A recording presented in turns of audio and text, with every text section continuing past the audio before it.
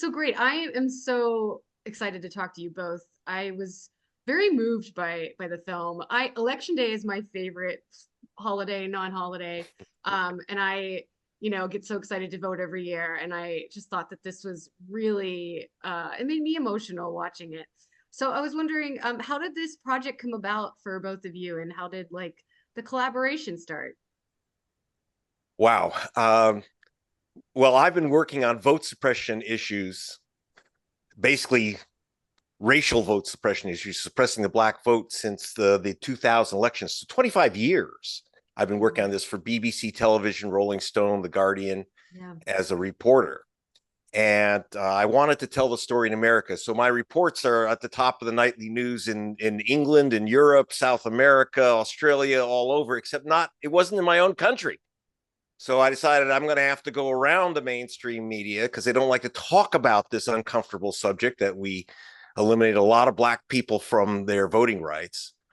So I decided I better make a film. And David had worked with me starting in 2012 on my Book Vultures Picnic. We did some shorts together. And so this is a guy that I knew could make people cry in 90 seconds. He's very good at this stuff. And I said, that's the guy that has to direct my last film, Best Democracy Money Can Buy, which is based on the book that many of your listeners probably read. So now, and I thought that's the end. I've exposed some shenanigans where hundreds of thousands of black people are being challenged, and then it just keeps coming back. So we've made this film Vigilante on the latest trickery used to cheat basically black people, Asian Americans, Hispanics out of their votes. And that's the purpose of this film, is to give a warning. And, it's not just a movie, it's a movement. We work with Black Voters Matter, NAACP, ACLU, and several other voting rights organizations to basically use the film as a tool to warn people that their vote may be under attack. And there's no one better to make such a film than David Ambrose. So I'm glad he's agreed to do this project. Thank you, Greg. Greg had started an investigation into Georgia in 2014, and some of our footage goes back to then of when he originally began this film.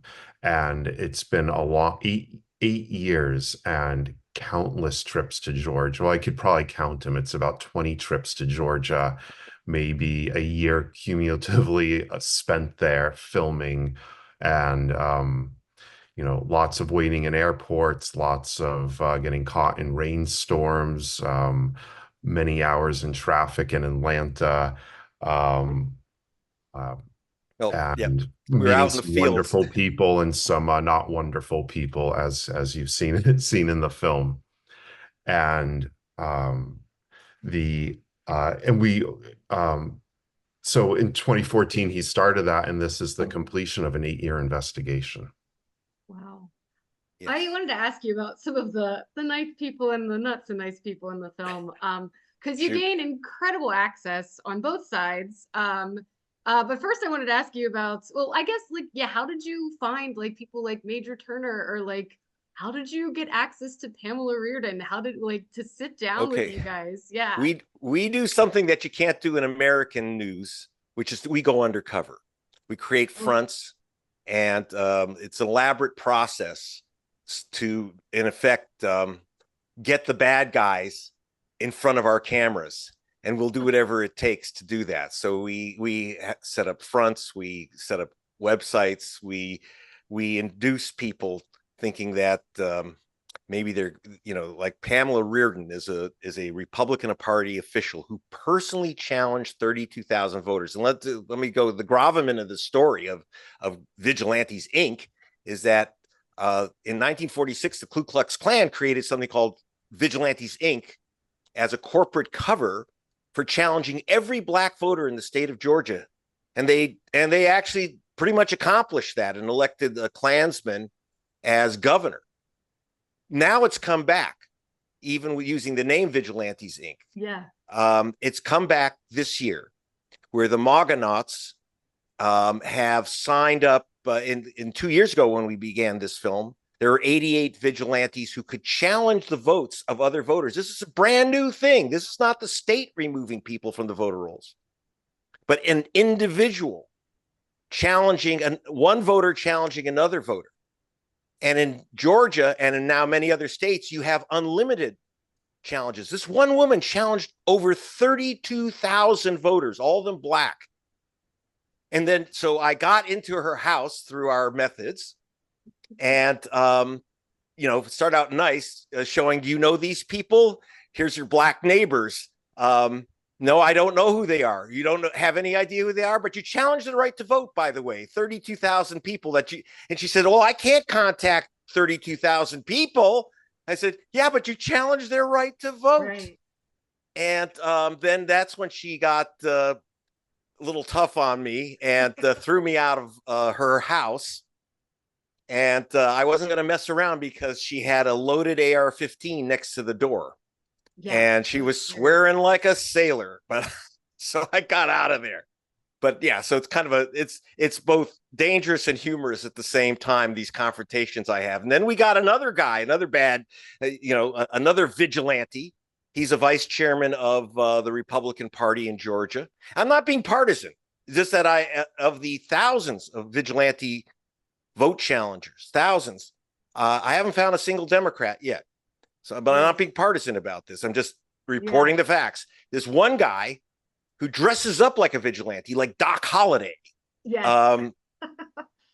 He really does. And he had loaded those guns. He made a point were loaded. He had loaded 6 guns, with the pearl handles, the cowboy boots, and the cowboy hat, and his fly open throughout the interview. And he had challenged 4,000, mostly black soldiers out of Fort Benning, Georgia, including one Major Gamaliel Turner, who is the military's expert on warfare of the future. And this is all explained by our wonderful narrator, Rosario Dawson, and our executive producer, Martin Sheen. And so he's a top military advisor. And his vote was challenged because he was assigned to Fort Hueneme in California.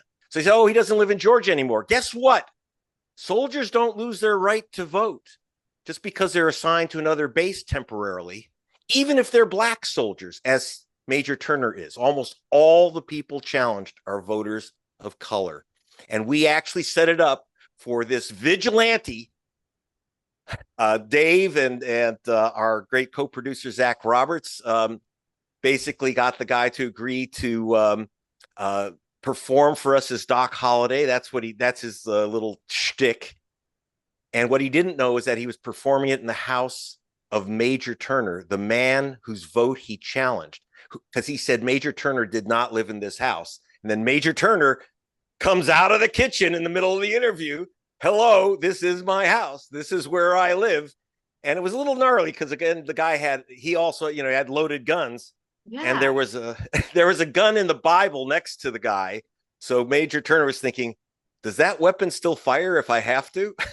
It was gnarly and weird and humorous and dangerous all at the same time. Were you worried about the safety? Like, David, even I'm assuming you were there for all of this as director. Like, were you worried about safety of you too, Greg? Like, it's a concern. Yes. There's loaded guns in the room, and it was definitely a concern. We've done this, I guess, instinct and intuition takes over and you feel things out.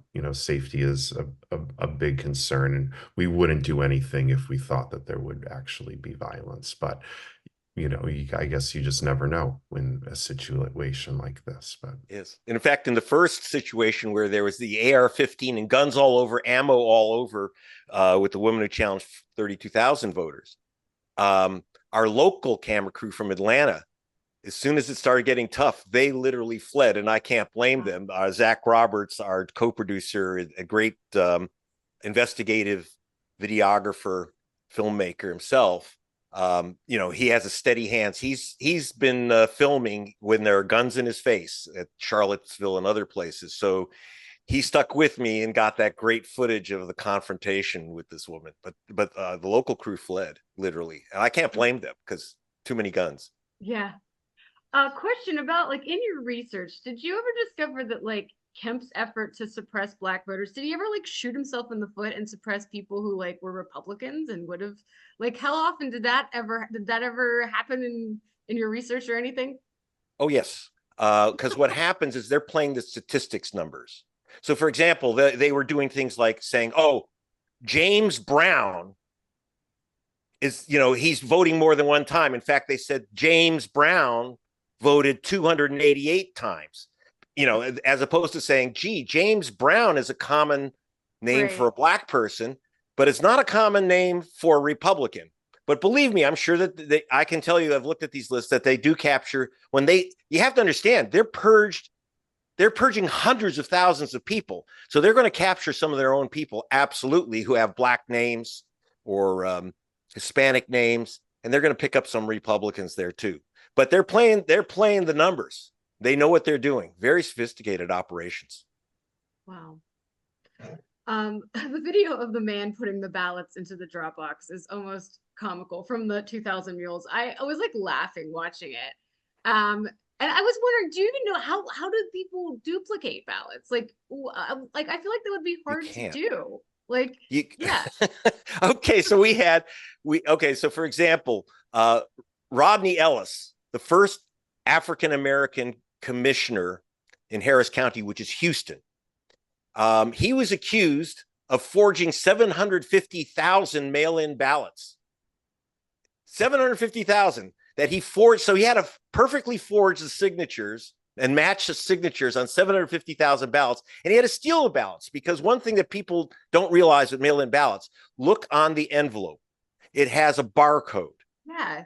Your vote cannot be counted till they know that they mark down who is voting, and then they open the ballot. So they don't know how you voted, but they know if you voted. It's impossible. You'd have to steal the ballots, find out what the original signature was, forge a signature. And Rodney Ellis was accused of signing 750,000 ballots. I said, well, that'd take about 200 years. The sad thing is that we are running into all this vigilante danger. He was a rich billionaire paid $250,000 for detectives to trail Ellis, and they saw an air conditioning truck right near his house. And they said, aha, that's where the ballots are being hidden, the 750,000 ballots. And so literally these vigilantes, and again, these are not, lone nuts. They're 50 vigilantes hired by this guy, and he's paying hundreds of thousands of dollars to them. They run this air conditioning truck off the road, put a gun at the head of the driver, and say, open up the back, give us the ballots. So he opens the back with the gun at his head. And what is there? There's air conditioning ducts and pipes. Okay. So it's humorous, but the guy, was very close to having a bullet in his head if he'd made the wrong move. Luckily for him, the Houston cops came by when they saw a man with a gun, that really may have saved the man's life. Wow. But this is the new violence that's happening. It's terrifying. It is. It really is. And I was thinking about too how, like, watching you guys at these rallies, like Carrie Lakes, and like, this is a story of Black voter suppression and of minority voter suppression. But do you feel like being white dudes helps you gain access, so you're able to help tell the story? You might be the only ones who can tell the story. Oh, absolutely. If you'll see me undercover wearing a flag cowboy hat at the Carrie Lake rally. Our man Zach Roberts gets all this footage undercover. He looks and has a look of a skinhead, so he fits right in. And we do infiltrate these right-wing groups. We get into the Trump rallies, so we're not stuck on those stages where everyone's just booing at you and you have no access. So so I'm just used to BBC reporting and Guardian reporting, where we are not only allowed to, but encouraged to go undercover. Wow. And whatever it takes. But in American news, you don't have that. That's why people, when they see this film, are kind of wow, why don't other reporters do that? The answer is that the lawyers in the US aren't going to let them do that. David, what's it like being at these rallies and like capturing this? I feel like that has to be really just kind of insane. You got to see it. You got to see it to believe it. You know, Yeah. you see it on the news, and you know, it's a completely separate. You know, it's a culture. They're having a party. They're having a good time, and they're spreading a lot of disinformation. Um, there is a threat of violence. It is very, you know, pro Second Amendment, you know, and it, you know, you have to mind your P's and Q's a little bit and kind of, you know, when in Rome, do as the Romans to, you know, not get kicked out or into a confrontation. So. Have you ever felt like, oh, we've got to get out of here now? Like, was there any like experience? Oh, I guess with Pamela Reardon, but like, Yeah. was there anything at these rallies where you're like, oh, this might be Yes. going in a different direction? Yeah. I had gone in what I thought was a reasonable disguise, a workable disguise to a Trump rally while we were filming in 2020. And then as we were leaving, there's some woman who pointed across the street at me. Thank God I was out of the rally and away from people. And she said, "There's that terrible man." So, but I was glad that didn't happen in the middle of the rally where it'd be surrounded by, Yeah. there were the Proud Boys there, QAnon, and all these really seriously gnarly groups. Yeah. When we jumped interviewed Brian Kemp, which you'll see in the film as well. We went to it was in the parking lot of a pig roast restaurant in Noonan, Georgia. Previously there had been in Noonan, there had been a white nationalist rally where they were burning crosses, and this town is notoriously, you know, racially contentious. And that's the place where we decided to, you know, confront Brian Kemp with this information.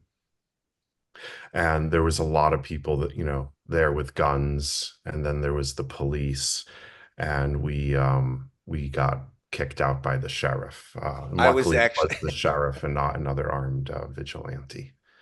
Yes, I mean, I was actually detained and is arrested for a short period of time because the governor, we had to hunt down the governor because he wouldn't talk to us about why he was purging, that is, removing black voters from the voter rolls in Georgia. And we hunted down his tour bus, his election tour bus, and as he was coming out, I confronted him. Why do I have to file a lawsuit, which we had to do? Why do I have to Wow. file a lawsuit to find out the names of the black voters you've removed from the voter rolls? And so immediately I was grabbed by the gendarmerie on the false accusation that the owner of the place wanted me arrested. And he said, "It's about time someone confronted the governor." So Wow. they let me go. That's amazing. Watching the film, I couldn't help but think if they put as much effort into suppressing voters as they did gun control, man, we'd be in business. Like, but I was wondering, what do you hope for this film, and what is the ultimate goal? What do you hope people gain from it? Dave? We hope people, you know, see the truth, and they demand a new Voting Rights Act. You know, this will be the third presidential election with a severely weakened Voting Rights Act, and you know, Martin Luther King's, you know, work undone. We need to get, you know, people need to see what's happening, that we're now pre-1965 again in terms of voting rights for Black people, and we need to get new legislation so that the federal government has control and oversight once again of these states that are running rampant with racially motivated vote suppression.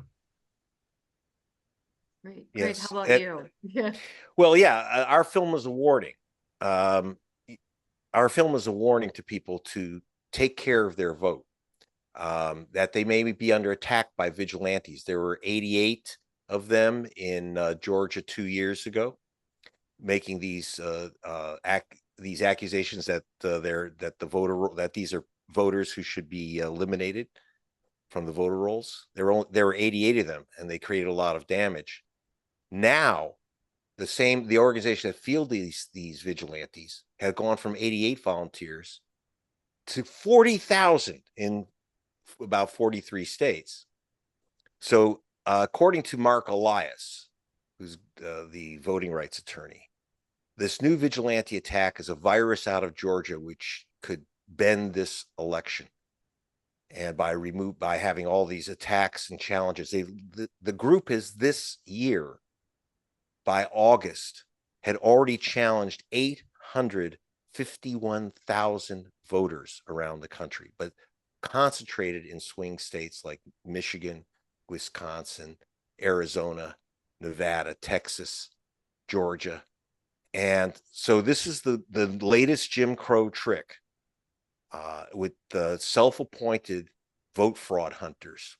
And that film, and it's driven by the film that was launched by Donald Trump at Mar-a-Lago called 2000 Mules, where they claim to have video footage of black men, and it's always black men, stuffing ballot boxes with extra ballots. It's an accusation that goes back, as you see in our film, back to the film Birth of a Nation of 100 years ago, where they showed a white actor in blackface sneaking in a second ballot into a ballot box. This was a film lauding the Ku Klux Klan. It was actually shown at the White House. It's not a minor film. So This is the new Birth of a Nation, 2000 Mules. And our film, Vigilantes Inc., is kind of the anti 2000 Mules. We're the response. So the truth is that we were able to uncover the fraud of their vigilante attacks on the voter rolls. Wow. This has been such a great conversation. Thank you so much for your time. Thank you for your work too. This had to be a challenge just from like being undercover, going in danger zones. You guys did a great job. Thank you. I have just want to let people know that beginning on Friday the 13th, that you'll be able to download, or excuse me, I should say stream the film gratis at saveyourvote.org. Saveyourvote.org, and you can screen it. That's great. Starting on that day. Awesome. Great. Thank you so much. Thank you so much for your time. You're very welcome. Thank you, Megan. Awesome. Thank you. Great.